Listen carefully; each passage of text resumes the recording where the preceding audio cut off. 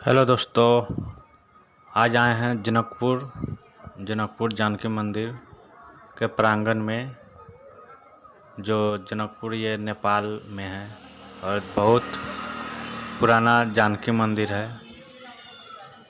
और इसके नौलखा मंदिर भी बोला जाता है। और इसके नीचे भी पुराना मंदिर सब है और बहुत दूर में फैला हुआ है। बहुत बड़ा मंदिर है, विश्व में आता है जानकी मंदिर। और ये इजिप्ट द्वार था और ये प्रांगण है और ये साइड का है।